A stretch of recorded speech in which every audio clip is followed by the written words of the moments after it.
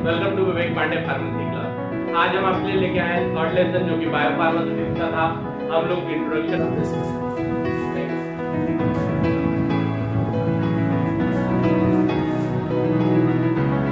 Hello friends, welcome to Vivek Pandey pharmacy class.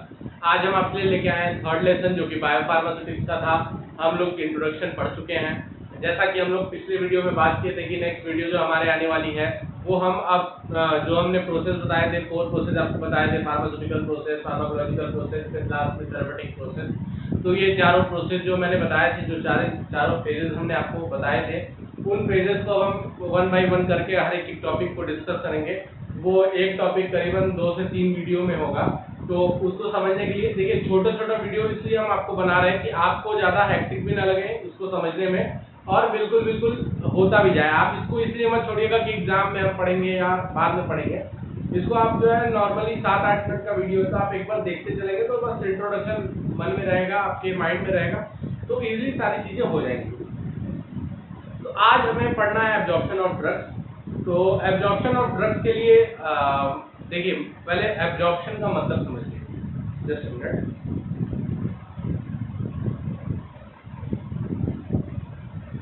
Absorption of drug, तो एब और जॉर्बी दो वर्ड से डिराइव हुआ है एब्जॉर्प्शन। एब और जॉर्बी फॉर्म फ्रॉम सक इन। कहने का मतलब है कि एब का मतलब फ्रॉम और जॉर्बी का मतलब सक इन। किसी भी चीज के अंदर से कोई चीज को अलग कर देना या सक कर लेना, मतलब अलग कर लेना। कहने का मतलब आप समझिएगा, जैसे कि अगर कोई एक फ्लावर है, उसके अंदर ऑयल है, तो ऑयल अगर आप किसी चीज से, मान लीजिए इंजेक्शन से या सिरिंज से ही वो ऑयल को एक्सट्रैक्ट कर लिए, सक कर लिए, तो आपने क्या किया, उस फ्लावर से एब्जॉर्ब कर लिया।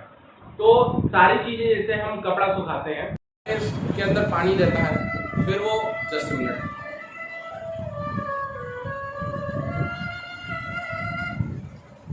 सॉरी डिस्टर्बेंस के लिए।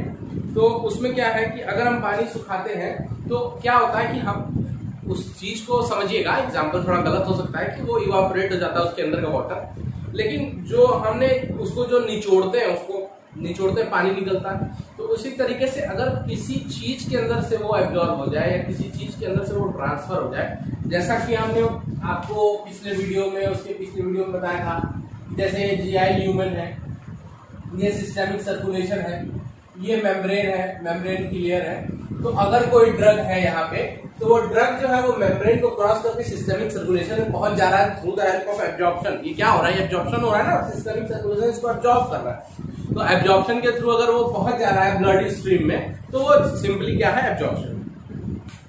तो अब इसमें एब्जॉर्प्शन में हम क्या क्या पढ़ेंगे, देखिए एब्जॉर्प्शन में आज की क्लास में हम क्या देखेंगे, उसके एडवांटेज क्या है, एब्जॉर्प्शन किसको बोलते हैं, एब्जॉर्प्शन किस किस पैरामीटर को अफेक्ट करती है, मतलब एब्जॉर्प्शन होने से क्या क्या हो सकता है।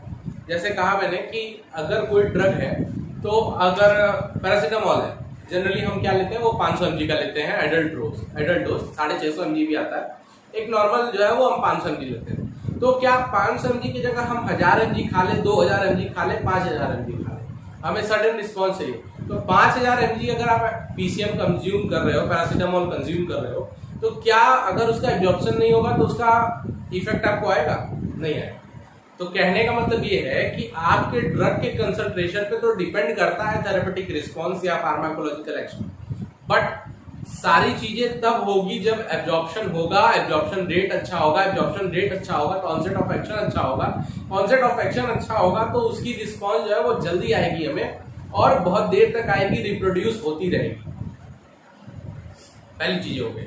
पहला मैंने आपको बताया कि अगर कोई ड्रग है, उसका एब्जॉर्प्शन अच्छा होगा तो उसकी थेरेपेटिक वैल्यू अच्छी होगी, उसका ऑनसेट ऑफ एक्शन अच्छा होगा, मतलब उसके जो काम करने की टाइमिंग है वो भी जल्दी होगी, वो अच्छी होगी। दूसरी चीज हो गई, पहली चीज हो गई। दूसरी चीज, अगर हमने कोई ड्रग लिया, सपोज करिए कोई ड्रग लिया, तो एक होता है फर्स्ट पास मेटाबॉलिज्म।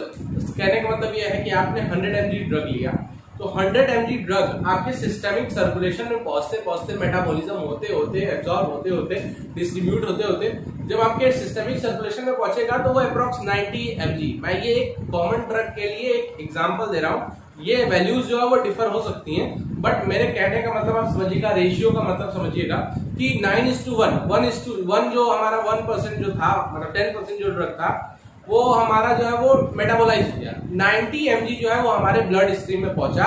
क्यों ऐसा हुआ? ये फर्स्ट पास मेटाबॉलिज्म हो गया, मतलब कि इफेक्ट आने से पहले, एब्जॉर्प्शन होने से पहले इसका मेटाबॉलिज्म हो जा रहा है। ये जो है वो कहीं ना कहीं डिस्ट्रॉय हो जा रहा है, कहीं ना कहीं मेटाबोलाइज हो जा रहा है।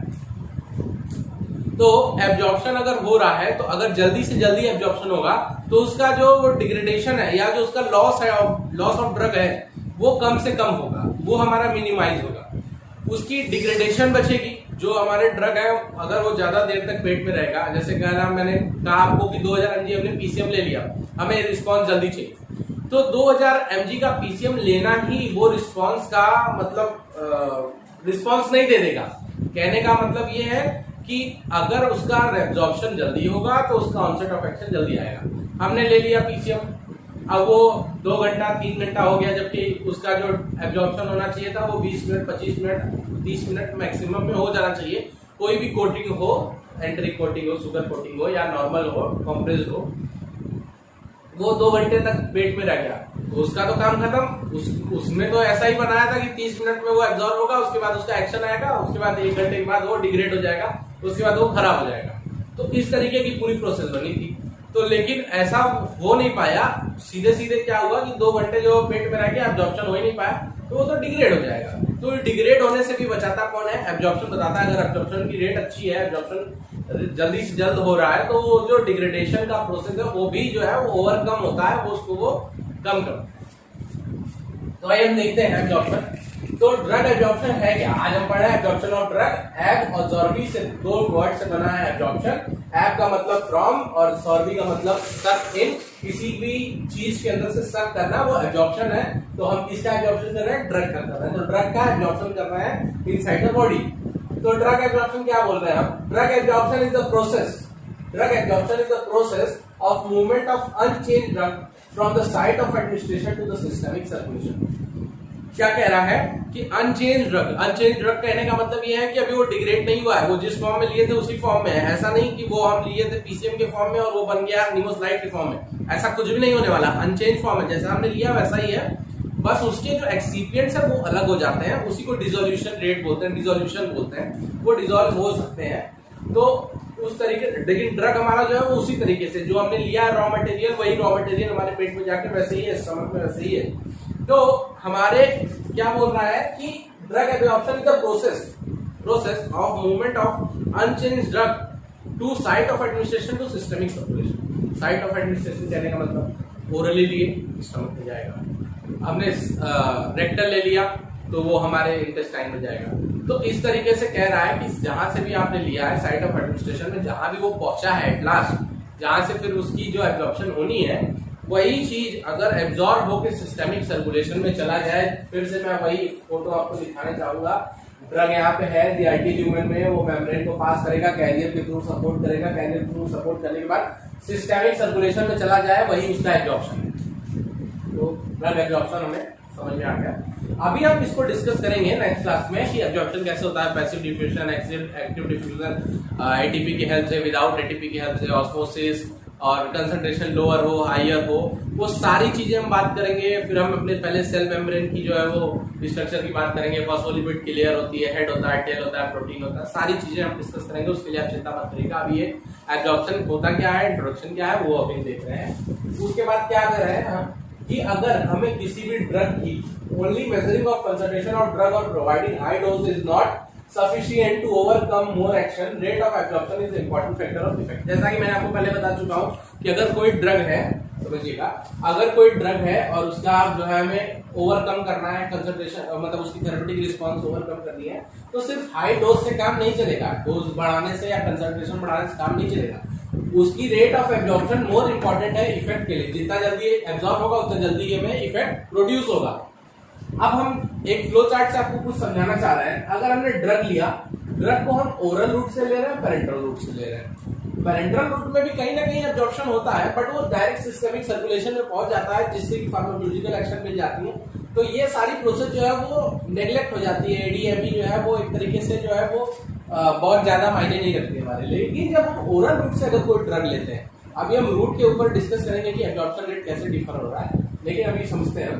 अगर किसी ड्रग को हमने ओरल रूट से लिया, ओरल रूट से लेने के बाद वो इंटेस्टाइन, जीआईटी, लीवर, मोस्टली जो ड्रग होते हैं वो इंटेस्टाइन से, हमारे जीआईटी से वो एब्जॉर्ब होते हैं, लीवर से भी होते हैं, लेकिन लीवर से मेनली वो ड्रग होते हैं जो कि इनएक्टिव फॉर्म में होते हैं, जिसको हम प्रो ड्रग बोलते हैं। प्रो ड्रग का मतलब जो अभी हम मेडिसिनल में पढ़ेंगे, प्रो ड्रग का मतलब ये है कि ऐसे ड्रग, ऐसा केमिकल सब्सटेंस, ऐसा ड्रग जो कि जब हम एडमिनिस्टर करें तो वो इनएक्टिव हो, after entering in our body वो एक्टिव हो जाए आफ्टर मेटाबॉलिज्म।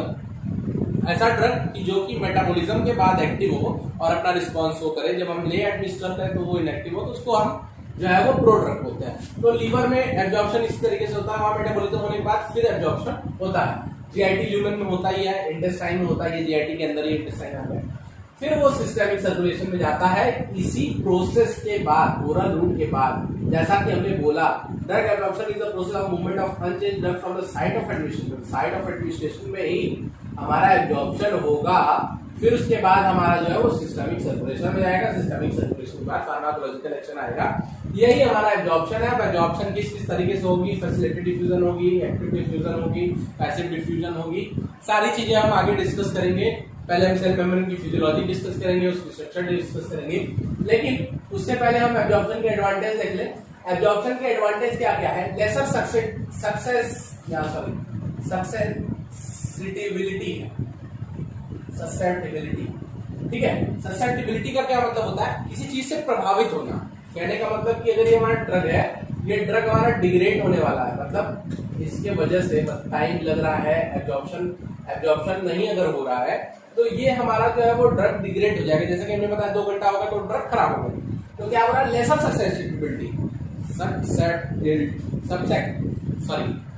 ससेप्टिबिलिटी, यहाँ पे थोड़ा वो गलत हो गया है, स्पेलिंग गलत हो गई है, इसी वजह से थोड़ी दिक्कत हो रही है। मैं लिख दे रहा हूँ, दोबारा गलती हो जाती है साहब, ठीक है। तो ये क्या करता है कि उसको डिग्रेड होने से रोकता है, प्रभावित होने से रोकता है। दूसरा क्या है? Higher blood level and rapid onset of action. अगर ड्रग है, ड्रग एब्जॉर्ब जल्दी हो रहा है, सिस्टमिक सर्कुलेशन में जल्दी पहुंच रहा है, तो उसकी जो लेवल है, उसकी जो कंसंट्रेशन है ब्लड में, वो ज्यादा हो जाएगी, हाई हो जाएगी, ठीक है। तो ये समझ में आ गया आपको। और उसकी रैपिड ऑनसेट ऑफ एक्शन, जितनी जल्दी एब्जॉर्ब होगा उतनी जल्दी एक्शन देगा। फिर क्या कर रहा है? More uniform and greater reproduce therapeutic effect. Uniform रहेगा, जल्दी जल्दी एब्जॉर्ब होगा, जैसे हमने ड्रग लिया वैसे कंसंट्रेशन जो है एब्जॉर्ब हो जाएगा, ज्यादा फर्स्ट क्लास मेटाबॉलिज्म में नहीं रोल प्ले करेगा, तो कंसंट्रेशन भी अच्छा मिल जाएगा। और साथ ही साथ में रिप्रोड्यूसेबल, अगर सिस्टमिक सर्कुलेशन में पहुंच गया तो हमें कुछ देर तक जो है वो रिस्पॉन्स देता ही रहेगा, तो ये हमारे लिए अच्छा है। अब हम क्या पढ़ रहे हैं कि अब हम देख रहे हैं कि जो ड्रग सिस्टमिक सर्कुलेशन से गुजर के ही या सिस्टमिक सर्कुलेशन में हो के ही हमारा फार्माकोलॉजिकल एक्शन देता है, तो मेनली 3 रूट से ड्रग्स अगर लिए जाए तो वो हमारा फार्माकोलॉजिकल एक्शन तभी देगा जब वो सिस्टमिक सर्कुलेशन में जाएगा तब। तो 3 रूट्स है, enteral routes, parenteral routes, topical routes. तो अब ये आप बहुत इजीली, बहुत अच्छे से आप समझे हैं। पेरेंट्रल का मतलब पैरा, एंटरल मतलब कि बिसाइड द इंटेस्टाइन, एंटरल रूट्स उसी का अपोजिट है जो कि इंटेस्टाइन से होके जाए। टॉपिकल रूट्स वैजाइनल टैबलेट्स या टॉपिकल आई से, नोज से, ऑप्टिकल, ये सारे हो जाएंगे। इनहेलर जो हम लेते हैं वो भी टॉपिकल में आते हैं। किसी मेम्ब्रेन को, जैसे हम कोई ट्यूब लगा रहे हैं, कोई ऑइंटमेंट लगा रहे हैं, तो वो भी टॉपिकल है। तो ये सारे जो इंटेस्टाइन से होके ही जाते हैं। इंटरनल के अगर हम वो देख लें एग्जाम्पल, तो ओरल टैबलेट जो हम ले रहे हैं, सब लिक्वल ले रहे हैं, बकल ले रहे हैं, रेक्टल टैबलेट जो है वो भी इंटेस्टाइन में जाके ही लेते हैं, इंटेस्टाइन में जाके काम करते हैं। फिर वो इंटरनल रूट्स को ही उसको भी कहते हैं। फिर बात करते हैं पेरेंट्रल रूट्स की, तो पैरा प्लस सेंट्रल मतलब बिसाइड द इंटेस्टाइन, मतलब जो इंटेस्टाइन को क्रॉस किए बिना, मतलब स्किप कर दे इंटेस्टाइन में जाना और जो अपना रोल प्ले करे, वो पेरेंट्रल रूट्स हो जाएगा। मतलब कहने का मतलब है कि 1 और मोर लेयर, कोई भी स्किन के नीचे अगर कोई चीज हम ले रहे हैं तो वो पेरेंट्रल है, और 1 और मोर लेयर के नीचे तो पेरेंट्रल रूट से जो भी इंजेक्शन हम लेते हैं, आईवी, आईएम और बहुत भी जितने इंट्राडर्मल, इंट्रा आर्टिकुलर, ये जो है जितने भी आपके स्किन से या इंजेक्शन से लिए जाते हैं वो सारे जो है वो पेरेंट्रल में आते हैं, आईवी, आईएम सब कुछ। फिर उसके बाद टॉपिकल रूट्स में आ जाते हैं, तो स्किन, आईज और अदर स्पेसिफिक मेम्ब्रेन इनहेलेशन, जैसा कि हमने बताया कि आईज और इनहेलर जो हम लेते हैं वो भी टॉपिकल है, ऑइंटमेंट जो हम लगाते हैं वो भी टॉपिकल है। तो इस तरीके से जो है वो हमारा एब्जॉर्प्शन होता है। अब इसके बाद जो हम पढ़ेंगे वो हम यही पढ़ेंगे कि सेल मेम्ब्रेन जिससे एब्जॉर्प्शन हो रहा है उसकी फिजियोलॉजी क्या है और किस तरीके से एब्जॉर्प्शन टेक प्लेस होता है, किस किस मैकेनिज्म से होता है, अब वो हम मैकेनिज्म डिस्कस करते हैं। Thank you.